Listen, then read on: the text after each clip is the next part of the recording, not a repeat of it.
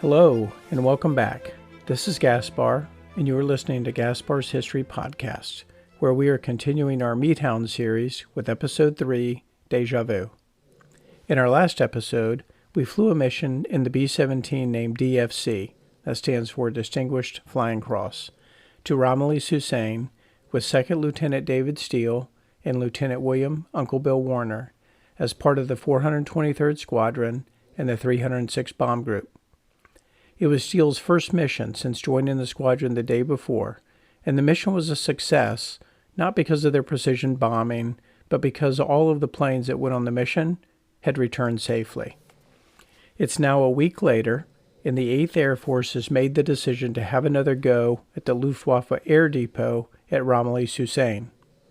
It looks like 2nd Lieutenant Steele and Lieutenant Uncle Bill Warner are going to get this week off, as I can't find their names in the mission reports, even though there is a vague reference to Warner, and I'll get into that a little bit later in the episode.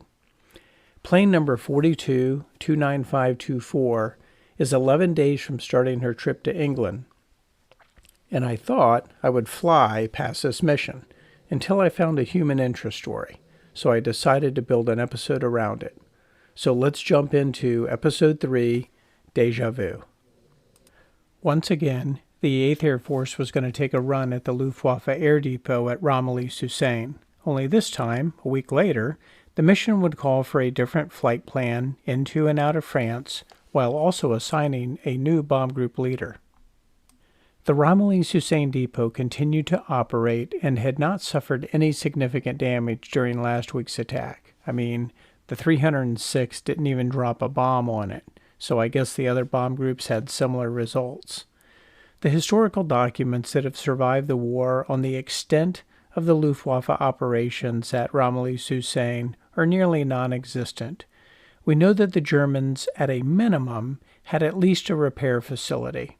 That was enough, I suppose, for military intelligence to order its destruction.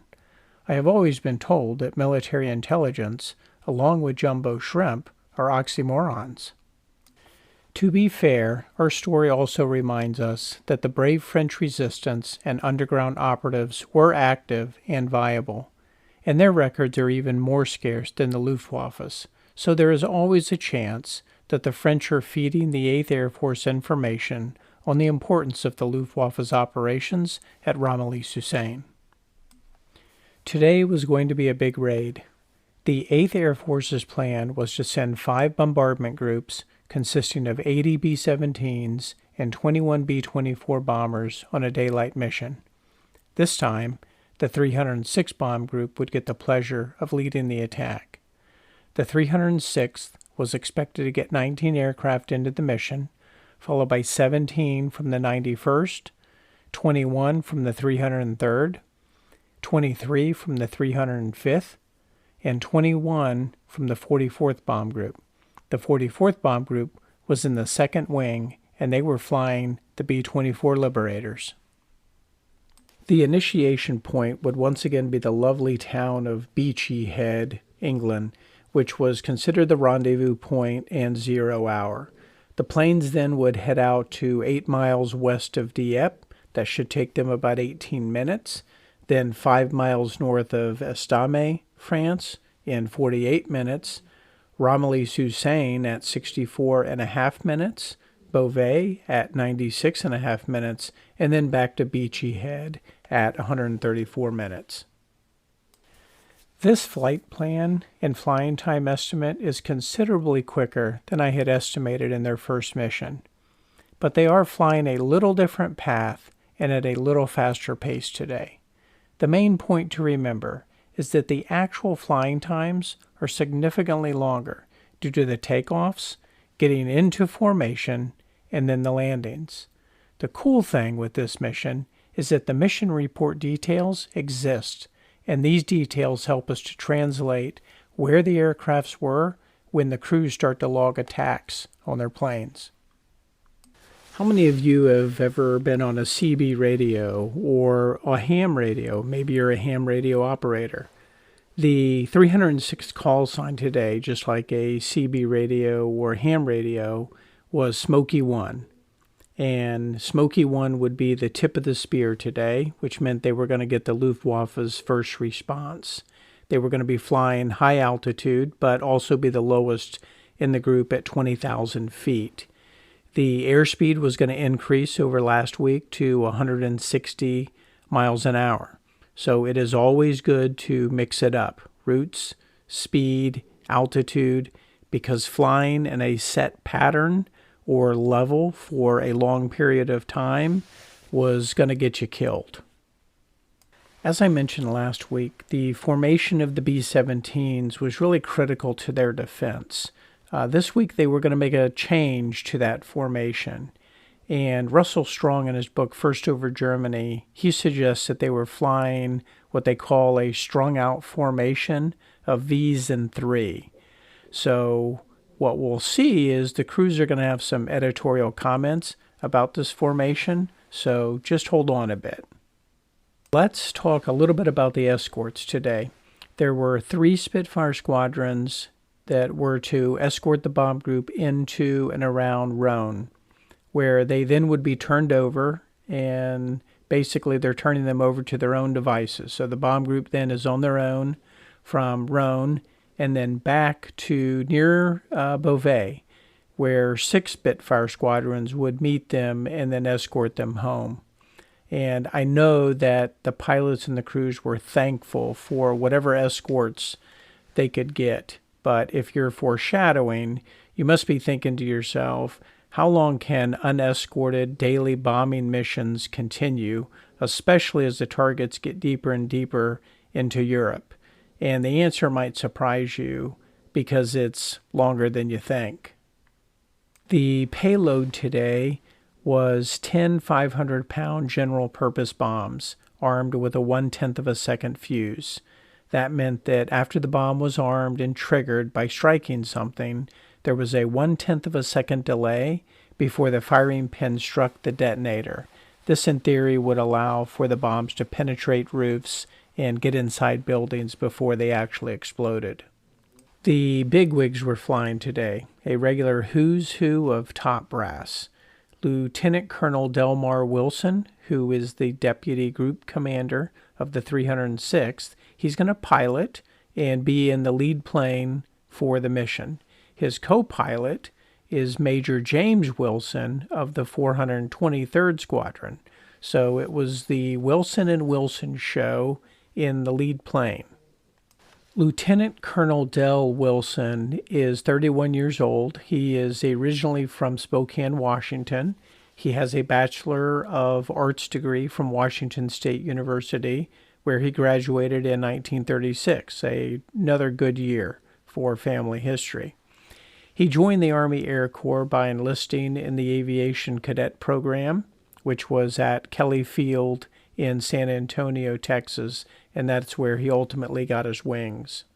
He had been appointed the Air Executive Officer in September of 1942 and had first flown with the 423rd Squadron on that fateful day, October 9th, which was the bomb group's first mission.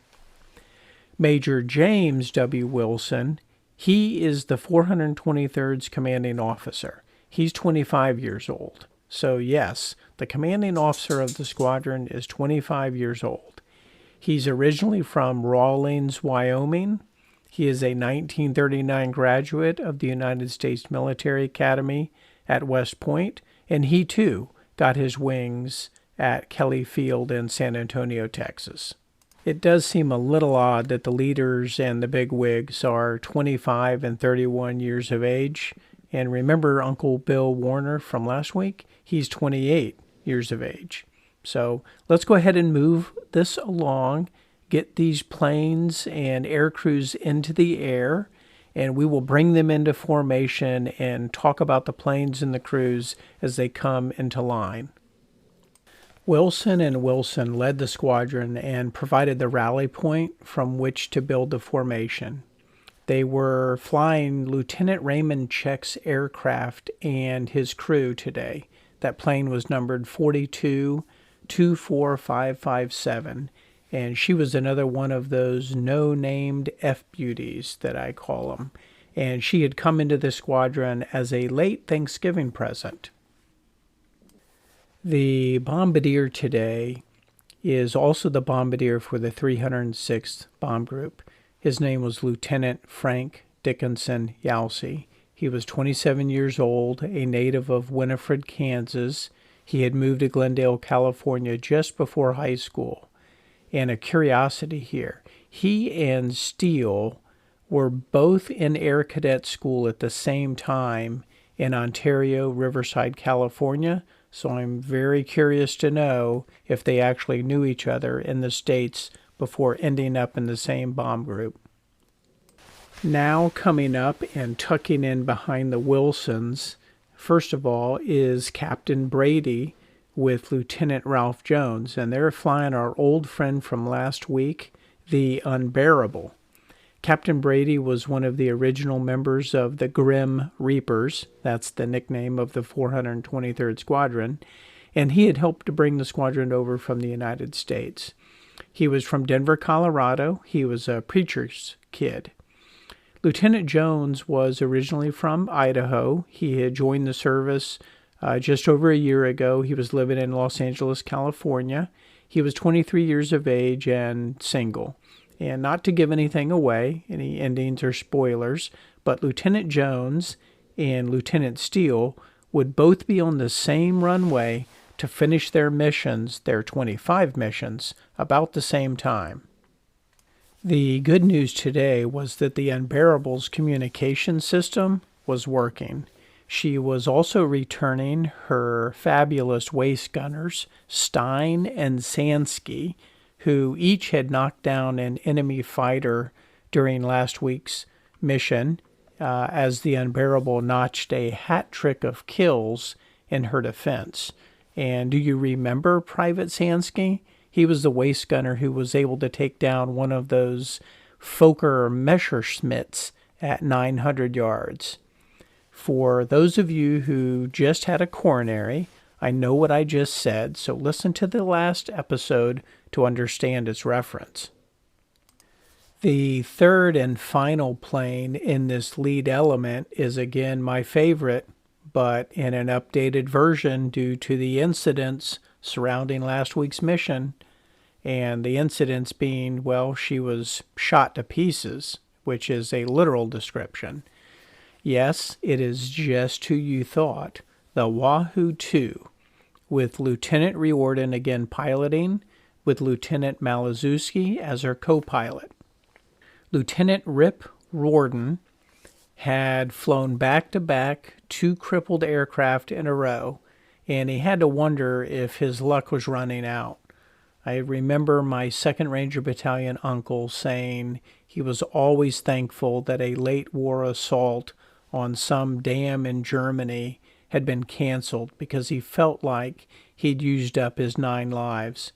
So even the saltiest of veterans had that voice in the back of their head. I also don't think I would want the nickname Rip, and every 2 seconds having some Wahoo call out, hey, rest in peace this, and rest in peace that. The original Wahoo from last week was now on the scrap heap and would be salvaged in the upcoming weeks, while the Wahoo 2 was an early Christmas present from the people of the United States. And with Lieutenant Riordan's recent history of returning shot-up aircraft and an episode named Deja Vu, let's hope the Wahoo 2 and her crew can make it home. Coming up now is the second element in this spread formation, which again is not going to surprise you. The crews do not like this spread formation at all, and we will see why very soon. But this is Captain Mac McKay. He's leading the second element of the squadron. He's in another one of these no-named F-beauties, and he is also from California. He and his crew from last week had 3 enemy aircrafts destroyed, and they had escaped the mission last week with relatively minor damage.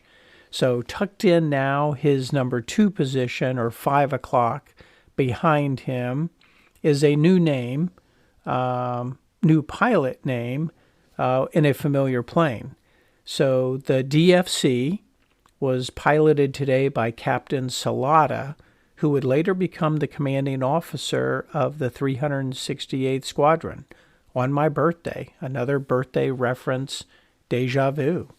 Captain Salata's co-pilot today is Lieutenant Warren George. Lieutenant Warren George has a couple of missions under his belt. He is a native Texan, 22 years old, and he and Steele grew up just 100 miles from each other. Captain Maurice Victory Salata. Yes, another pilot with a cool name. Captain Salata's middle name, Victory, is appropriate since he was born on November 11th, 1918. So what do you think the odds are that he was actually born at 11 a.m.? That makes him 24 years old, and it is a very good reminder that the First World War is still less than 25 years from ending, and the world is back at it again, only this time on a much larger scale. I have wondered if Captain Salata wanted us to call him the Space Cowboy, or Gangster of Love, or Maurice. Joking aside, I like them all. Do you remember those cats that came in with Steele and Hamilton on the 11th of December? Well, a couple of them are flying today, not with Steele, but with Captain Salata and Lieutenant George in the DFC. Staff Sergeant Walter Petrowski would get the thankless job of ball turret gunner, and Staff Sergeant William Hull would be today's left waist gunner on the DFC. Walter Petrowski was 29 years old from Hillsborough County, New Hampshire, where when he was 16 years of age, the stock market crashed, which was 1929. It is therefore highly likely that his 1 year of high school was then interrupted by the necessity to find some work. So when he enlisted in the Army in May of 1942, his occupation was listed as making shoes and boots in a New Hampshire factory. He was single and no children, which was a really good thing based on his current line of work, which was ball turret gunner. On the other hand, Staff Sergeant William Hull was married. He was 28 years of age, and he had completed 4 years of high school. He had been working as a bus driver when he enlisted in the Army in March of 1942. He would later be trained as a toggler, but that will be highlighted in an upcoming episode. Petrowski and Hull were part of Steele's crew and had come over with the rest of the team on the 11th of December. They were excited to fly and gain some experience, and they would finally get to see what it was like to regulate oxygen and fight off the Luftwaffe at the same time.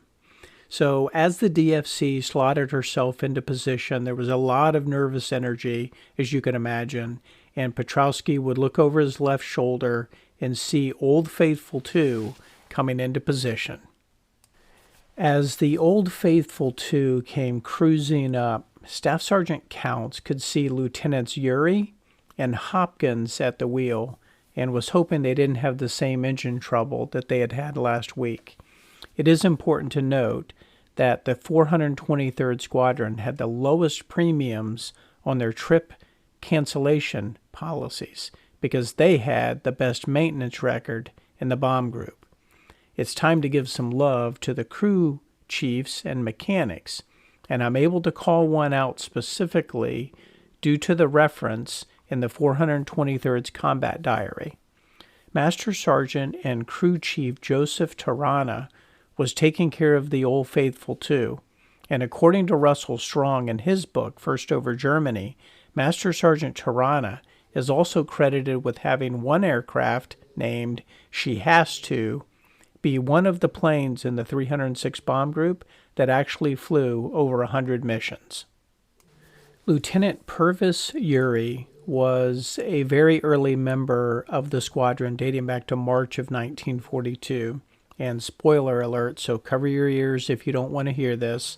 Lieutenant Yuri would be the 7th pilot to finish his 25 missions, and then he would be transferred out to the Combat Crew Replacement Center and then transferred again to the 401st Provisional Combat Wing as tactical advisor to General Nathan Bedford Forrest III. So does that name ring a bell to you? Did you expect to hear that name in a World War II 306 Bomb Group story? Probably not. Lieutenant Yuri's commanding officer was, in fact, the great-grandson of Civil War General Nathan Bedford Forrest, the first Grand Wizard of the KKK. I have no knowledge of General Forrest's beliefs or biases, but I must imagine it would be rather awkward knowing the lineage and family history of your commanding officer, especially in an institution as structured as the military. Lieutenant Yuri did not report to General Forrest for very long because the general was killed in a bombing mission in June of 1943. Later in the war, Captain Yuri himself would be involved in a flying incident in the United States that would cause quite a stir, but that too is a story for another day. Old Faithful's co-pilot is Lieutenant James Hopkins. There seems to be some issues with getting his name right, so maybe he had an accent or something, I don't know. In the combat missions, he's listed as Hawkins. In the diary, it is listed as Hopkins.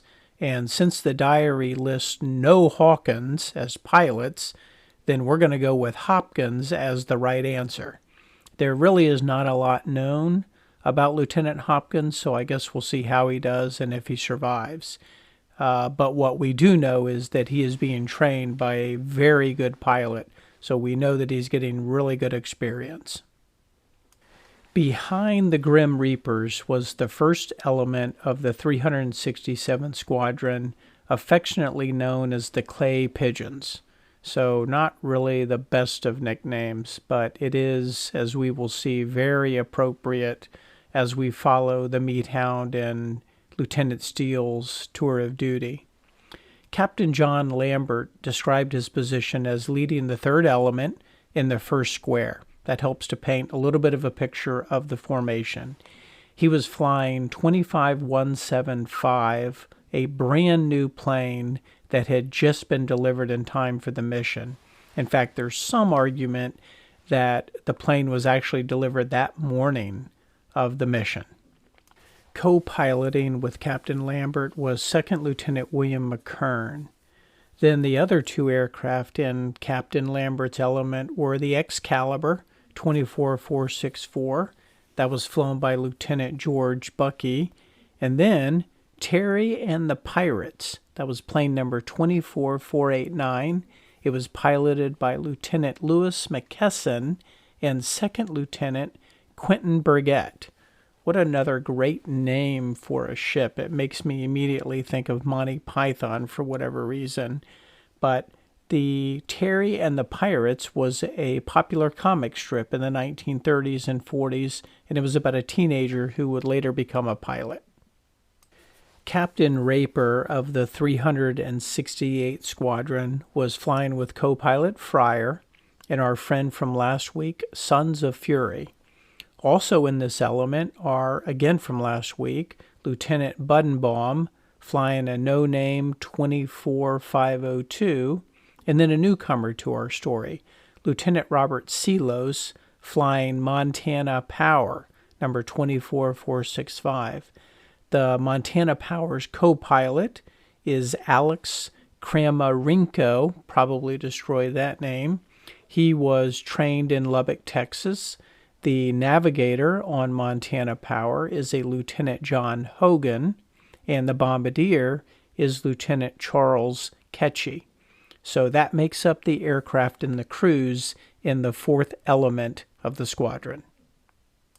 The fifth element, that sounds pretty cool, doesn't it? The fifth element, like some kind of martial arts movie or something.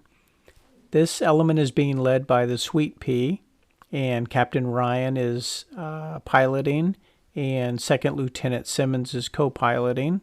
One of their aircraft had to abort, So the last plane in this element is Captain Melton's aircraft of 24501, and that's another one of those no-named F-beauties.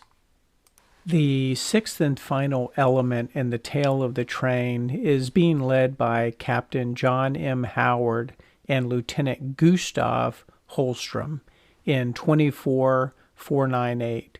Howard and Holstrom were in the 369th. They were nicknamed Fightin' Bitin', and it would be a crew from the Fightin' Bitin' squadron that brings over 42-29524 from the United States in just over a week.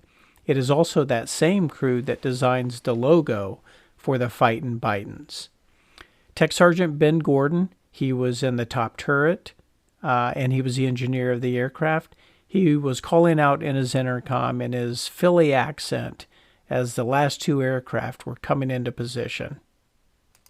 The last two aircraft of the tail element, which frankly would turn out to be problematic and was what made matters worse, they were in the Clay Pigeon Squadron, are Lieutenant Danton Nygaard in 25071 and Lieutenant John McKee flying the Rose O'Day. So the bomb group is now formed up. They hit Beachy Head, which was the initiation point. They have 17 of their 19 scheduled aircraft with them, and they start heading for their next navigation point on the way to Ramillies-Hussein. It looks like a very nice day, very good weather. It's freezing cold outside, and obviously it's a lot colder at 20,000 feet. What were Uncle Bill Warner and Steele doing today? They're not listed on any mission reports, but Warner is penciled in as piloting in a plane on one of the flight sketches. So I suppose it's very possible that Warner was flying and Steele was with him, and they were one of the two planes that aborted the mission. Maybe someday I can find a reference to this while I'm looking for something else. The bomb group was escorted by the British Spitfires. They crossed over the English Channel and into France. And then, as the Spitfires peeled off, there was the greeting from the Nazi Party awaiting for them. The crews of the 306 bomb group were hot. The Germans knew that they were coming, and they knew where they would be.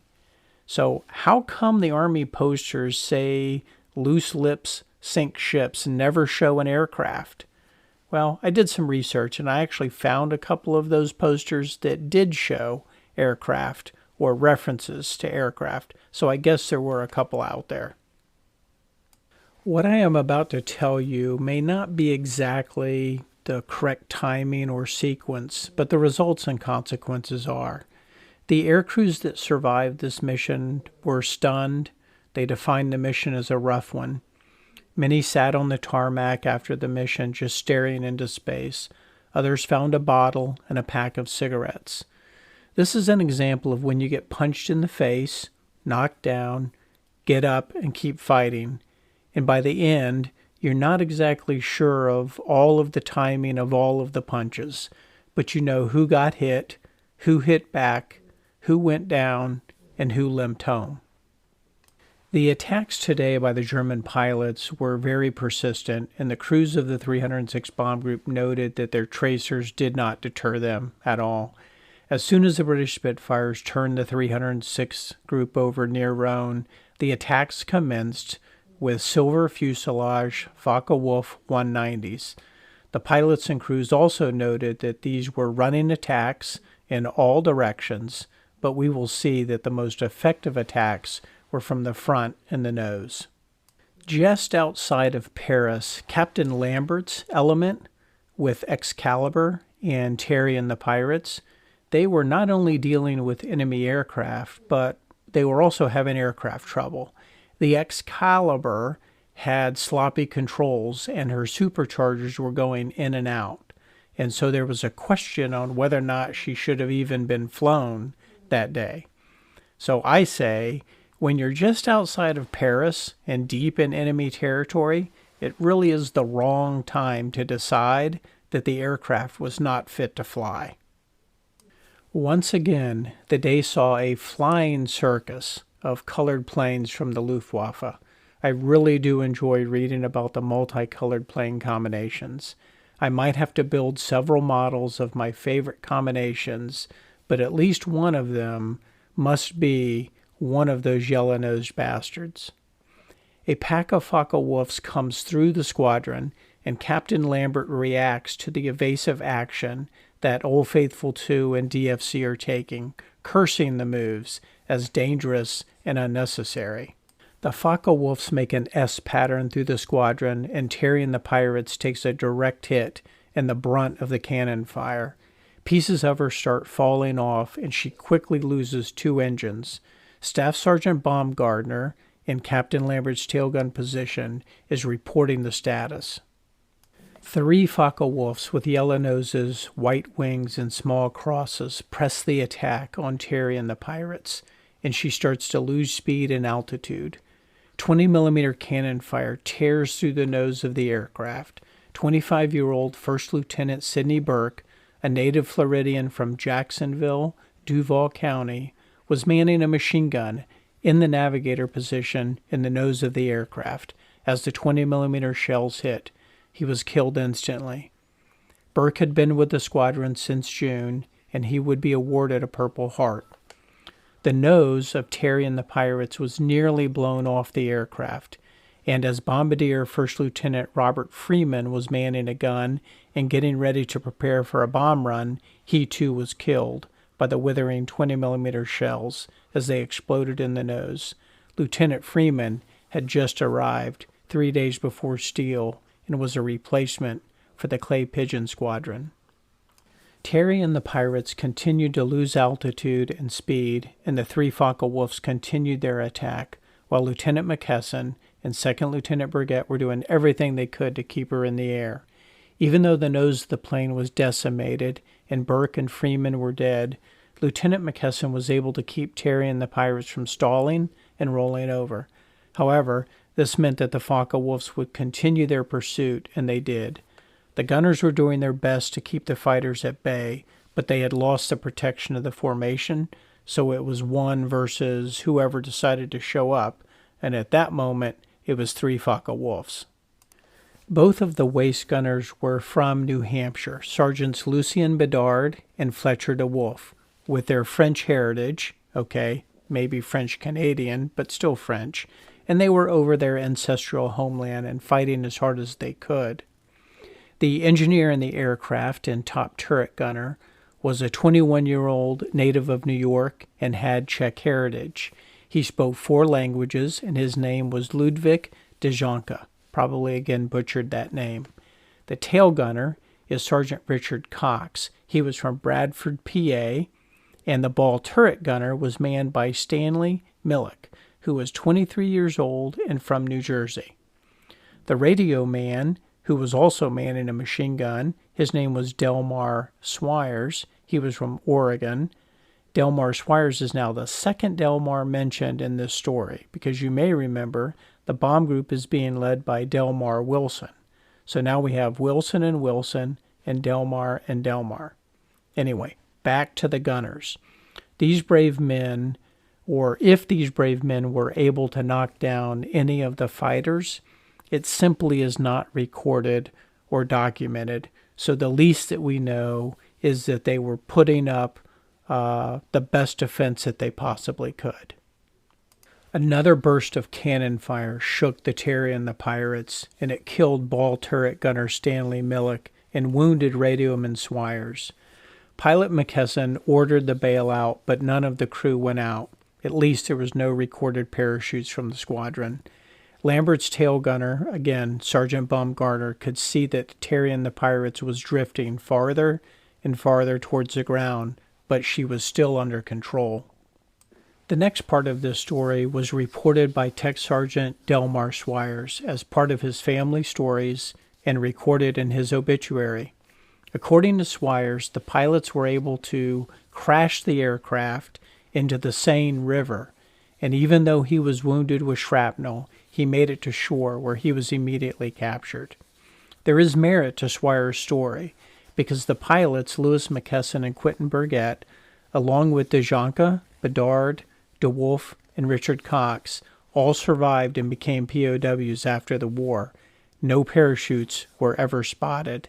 And another aircraft, our DFC friends, had later recorded that they thought the plane actually landed at an airfield. So airfield, river, some similarities in that reference.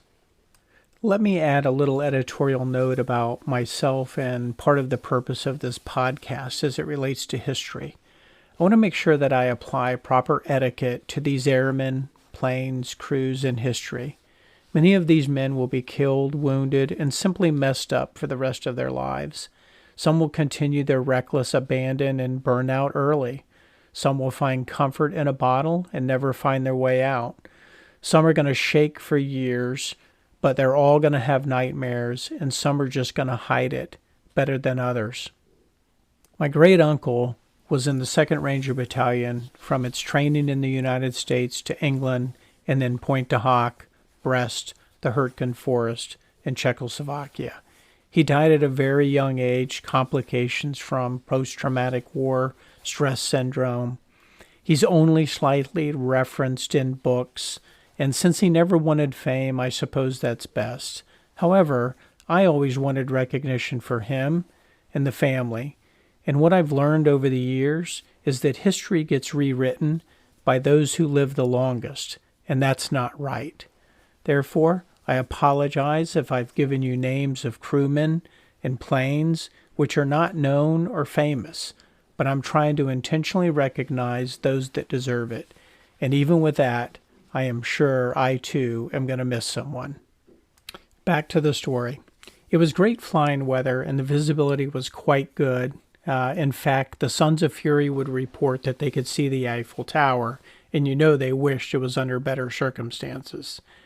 As the 306 bomb group approached Ramillies Hussein, they noticed that the facility was heavily camouflaged, but it did not matter. The bomb group delivered their early Christmas presents. The results of the bomb run were mixed. There were a few direct hits on hangars, but mostly the patterns were scattered, if there is such thing as a scattered pattern, or doesn't that just make it random? The bomb group then turned west and headed out of town. They were a lot lighter than when they came in.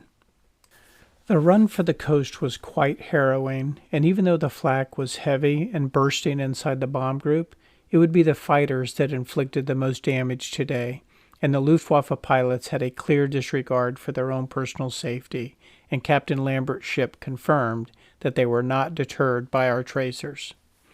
It's about this time that a squadron of all black and leopard print, Focke-Wulf 190s, Me 109s, and even one Ju-88 entered the battle. As this group headed up to meet the 306th, the Germans again took out one of their own with a direct hit from flak at 15,000 feet, in another instance of the irony of war. Over the next 30 minutes, the bomb group would record how unprotected the nose of their ships really were, and how they would be just subjected to immense abuse.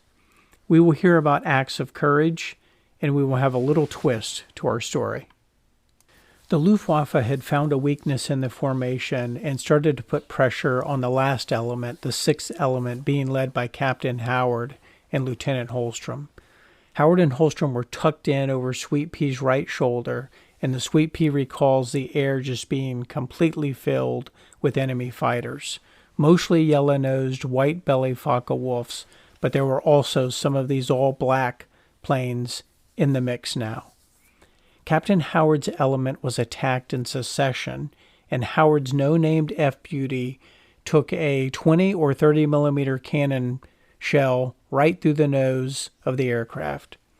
Second Lieutenant Conrad Jefferson Farr was killed in the attack.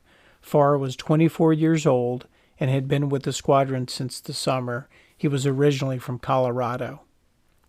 Howard and Holstrom's plane is then shot to hell. Second Lieutenant Farr had been killed. The upper turret had been hit. Tech Sergeant Gordon, the man inside the upper turret, had been wounded in the neck and head. Ball turret gunner Pete Pappas has frostbitten legs. The brakes of the plane are shot out. Sergeant Harold Lightbone, the radio operator, has also been wounded, but he continues to man his gun and is providing an excellent defense. Both of the wings have holes in them. Some of the rounds have struck the propellers. Gustav and Howard are able, though, to keep her in the air and in formation. What is the most startled or scared that you've ever been? Scared as in someone or something that makes you jump. Can you imagine how one jumps when the aircraft they are in and flying is hit and the cockpit explodes?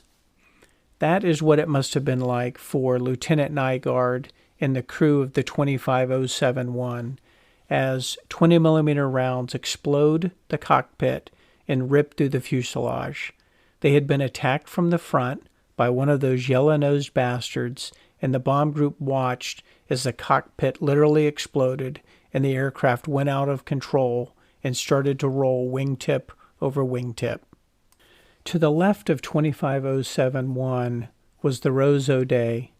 Waist Gunner Sergeant Darwin was on his lucky 7th mission, and as Nygaard's aircraft exploded, his mind raced back to that fateful day in October when they flew their first mission. You see, that was the last day that he had seen his comrade in arms, Tech Sergeant Erwin Wisenbach. Tech Sergeant Wisenbach was flying in Captain Olson's aircraft, the Snoozy 2, and it too was just off the Roseau Day's wing when she was attacked from the front by those yellow-nosed bastards. The attack decimated the top of the Snoozy 2 and then caused a small explosion that almost took the top of her completely off. The pilots were killed by the gunfire, and Darwin's friend had been knocked out of his top turret gun position by the shattering glass. Sergeant Darwin could see Erwin was still alive when he climbed back into his top turret gun position. He then watched in helpless horror as the Snoozy 2 then headed for Earth with his barracks mate still in position and still firing back at those yellow-nosed bastards that were circling the plane like buzzards. He never saw any parachutes, and his heart sank. It's hard losing friends, and you never forget them. He thought to himself how Erwin was a hero. Today, once again, his friends and barracks mates have taken a direct hit. They are spinning out of control, and it's like deja vu all over again. Lieutenant Danton Nygaard was flying his second mission since he arrived with the squadron in October, and he was burned on the face, arms, and hands. His co-pilot, Lieutenant Daniel DeButz, had flown his last mission and was killed. The aircraft was out of control and spinning with no hope of saving her. Nygaard was trying to get his senses about, and the ringing in his ears was contributed to his equilibrium being off. He was able to put on a parachute with Lieutenant Tross, who was the bombardier's help, and they crawled to the nose hatch where Tross sent Nygaard out of the hatch first, and then he quickly followed. Staff Sergeant Cecil Floyd, who was the engineer, he grabbed Lessman, the navigator, and pulled him from under some debris. Lessman was able to get a parachute on, and he too went out the nose hatch as the aircraft slid under 4,000 feet. We know that Cecil Floyd was alive at this point because he had helped Frank Bob, what another great name, Lessman, get out of the aircraft. But he never made it out of the plane and was killed. So was he wounded and succumbed to his wounds? Did he go through the plane looking for other survivors? We just don't know. We can only speculate and wonder. Cecil was 24 years old from Purnell, Oklahoma, where he lived with his aunt and uncle. They would later bring him back to the United States for burial. Robert Sandlin, the radio man, was also from Oklahoma, but a little further east in Wagner, Oklahoma. He too was brought back home to be buried. Arthur Bloom, a gunner, was 25 from Akron, Ohio. Arnold Pearson was a gunner. He was 22. He was married and from Indiana. Edwin Simonsek, a gunner, 27 years old, from Scranton, PA. And Stephen Ross, gunner, 23 years old, from Michigan. They were all also killed. Lieutenant Danton Johnson Nygaard would be captured and sent to Stalag Luft 3, where he would recover from his wounds, but he would remain a POW for the rest of the war. He would eventually retire a captain and is buried at Arlington National Cemetery. The next time you are in Arlington, you should go by and pay your respects. Back on the Roseau day, Staff Sergeant Darwin's thoughts were broken up by the youngster of the group, 17-year-old Carl Warheit. He was the ball turret gunner, and he was calling out attacks and constantly firing at those yellow-nosed bastards. Sergeant Warheit was a loyal Hanna, Pennsylvania native, where he lived with his mom, 4 brothers and sisters. Carl was had left high school early, I should say, and enlisted in the Army when he was 16 years old, obviously needing his mother's approval, of course. He had now been in the Army for 15 months. Darwin was 22 years old, had been in the Army for just over a year, so he was Carl's senior in age, but not time in service. Darwin had joined up after his 4 years of high school and was pretty good with his hands because he made a lot of clay pottery, which frankly would have been a lot better thing to do today than what he was doing. The German fighters continued to pick at the tail of the bomb group, which meant that the tail gunner and Captain Melton's no-named F-Beauty, a Corporal Leith Limmerhurt from Hebgen, Illinois, was helping to drive off the attacks.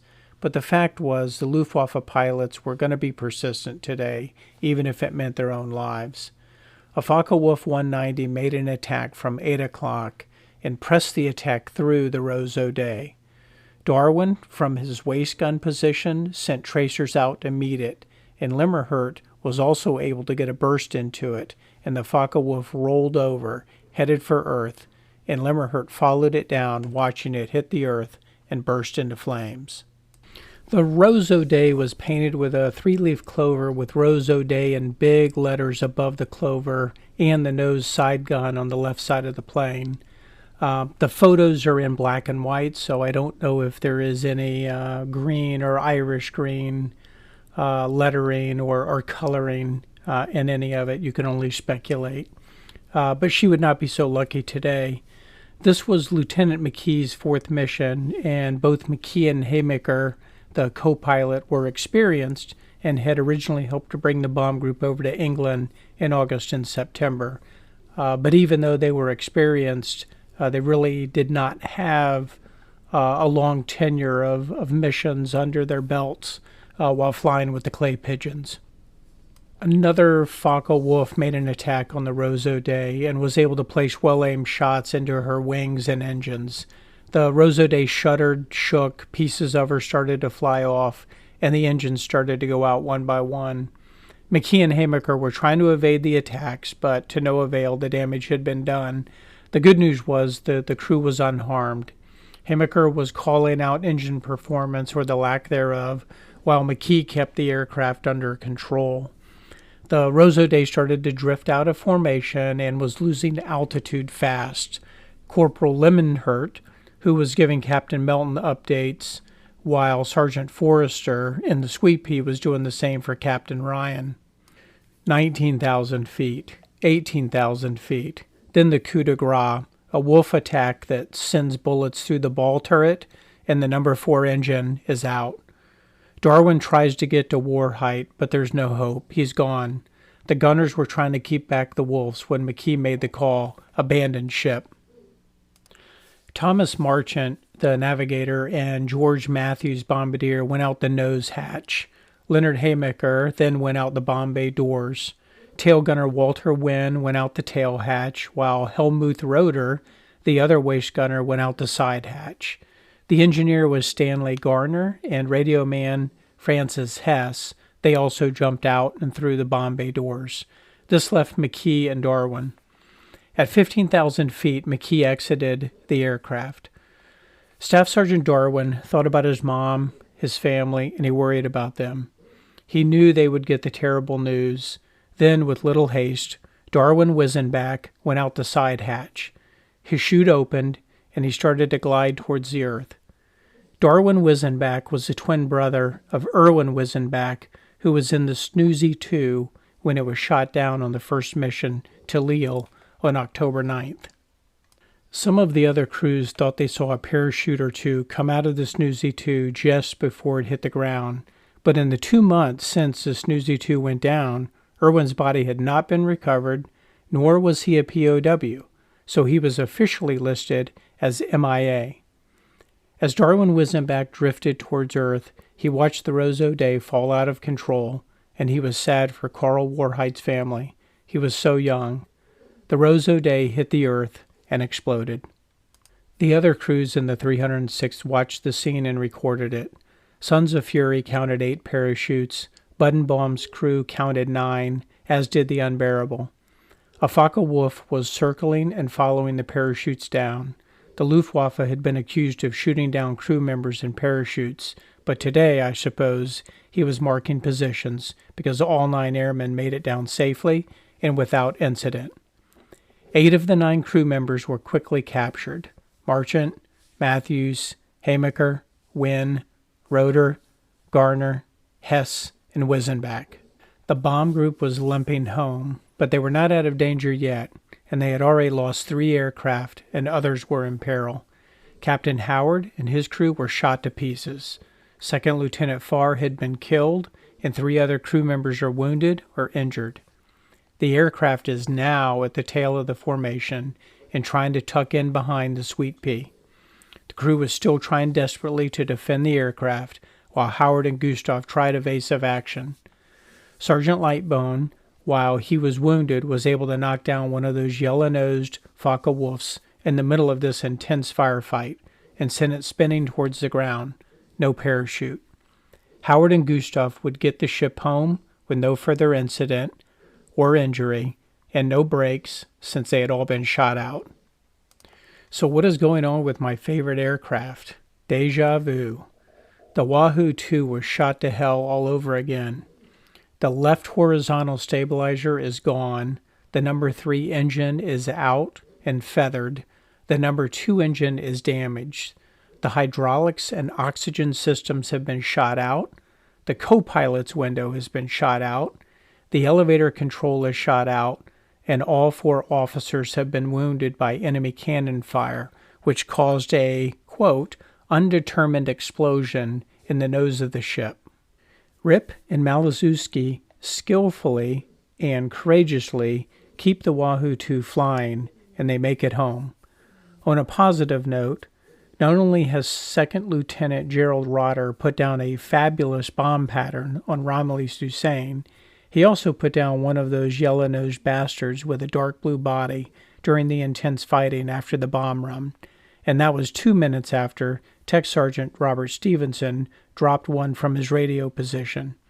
This would be the 3rd time in a row Rip Riordan and Malazewski have brought home a badly damaged aircraft. Maybe they are lucky to fly with. I wonder if they're going to get a Wahoo 3. As the bomb group neared the protection of the Spitfire squadrons, we get my favorite description of one of the woundings.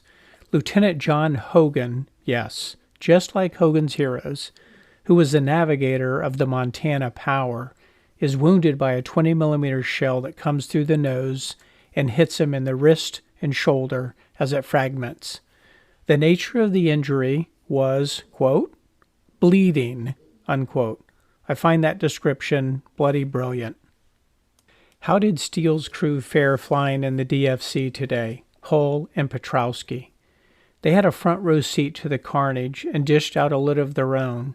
They also helped to corroborate part of the story as it relates to Terry and the pirates. The DFC witnessed 6 B-17s go down, 3 of which were from their mates in the 367th Squadron.